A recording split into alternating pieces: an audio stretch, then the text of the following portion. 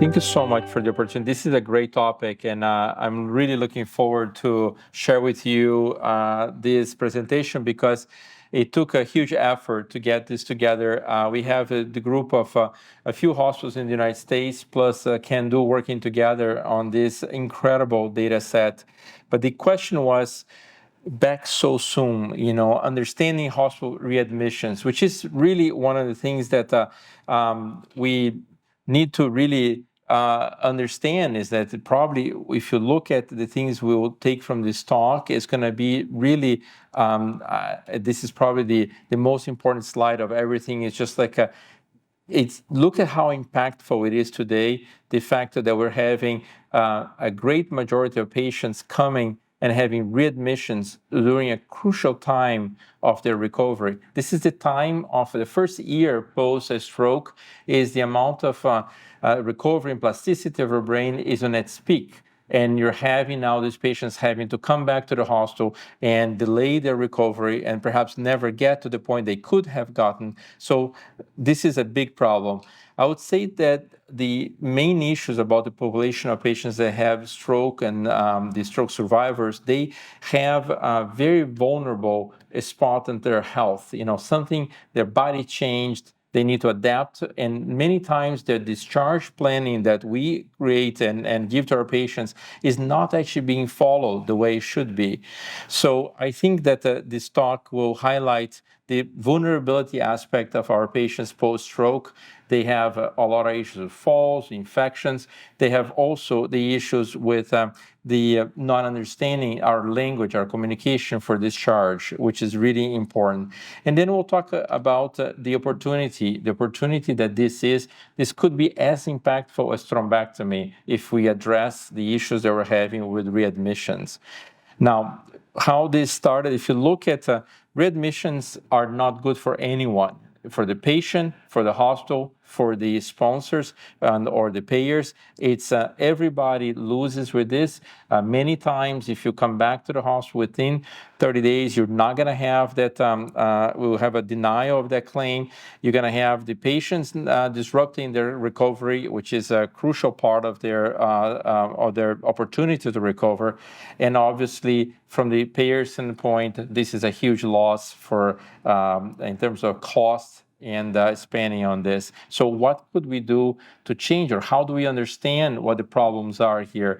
So and I have to say, thanks to Can-Do, we're able to get a hold of almost like a 500,000 number of patients that were discharged in 1 year. So you pick a 2018, and then we're able to get the data set of their comorbidities and what happened with them the year before and the year after their stroke. So you're looking at like this 3-year span where the center is the ictus when intracranial hemorrhage, a subarachnoid hemorrhage, TIA, or a ischemic stroke happen.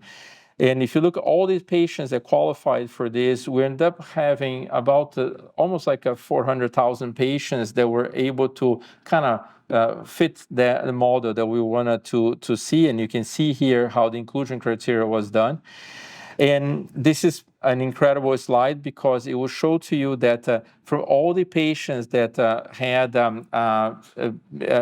in this group, they had you can separate the different types of risk factors that accounted for their readmission. And here is when a lot of the surprises come. You can see that there is multifactorial. So there are many things that will cause someone to return to the hospital. Is not only comorbidities, but it has to be with social aspect, some issues with the hospital too. And you see this gray bar divides the patients. On top are the high likelihood that you return to the hospital within the 90-day readmission. And below the bar, you see the causes or the factors that could impact you positively to avoid your readmission.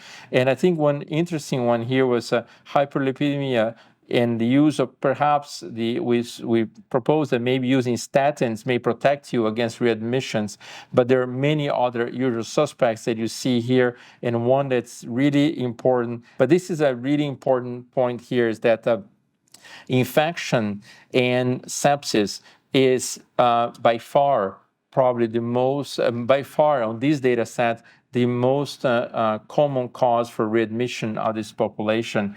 And this is in the first year. So if you look in the first 30 days, you can see here that you have almost parallel the growth of a sepsis infection with a recurrence of ischemic stroke or TIAs. But then after 30 days, it takes off, and you have this becoming one of the main issues for readmission of these patients.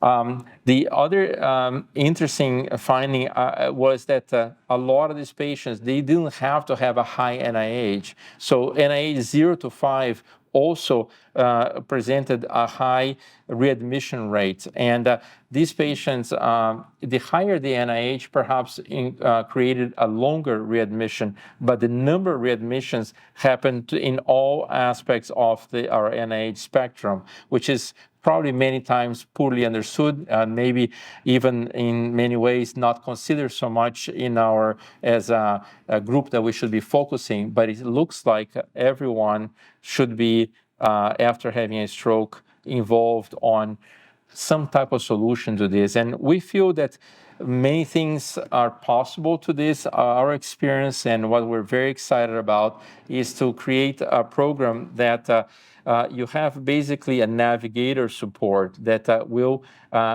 get this patient for the first 90 days and allow them to return to their lives, as well as to better understand the discharge plan, connect better with their all the environment, everything that's happening on that, body change. How do you incorporate that? I feel that, at least in our hospital system, was very difficult for us to provide this support, and having this as a dedicated focus, and now in our stroke care, I think it's really the next frontier on stroke care. It's going to be post-stroke care, and how do you bring these patients back to their recovery without having readmissions. And understanding readmissions is what this talk is all about. And I wanted to really share that this is an ongoing process. We still have to prove that this type of approach will change. We definitely believe that this is going to be something that will be impactful on the number of readmissions of this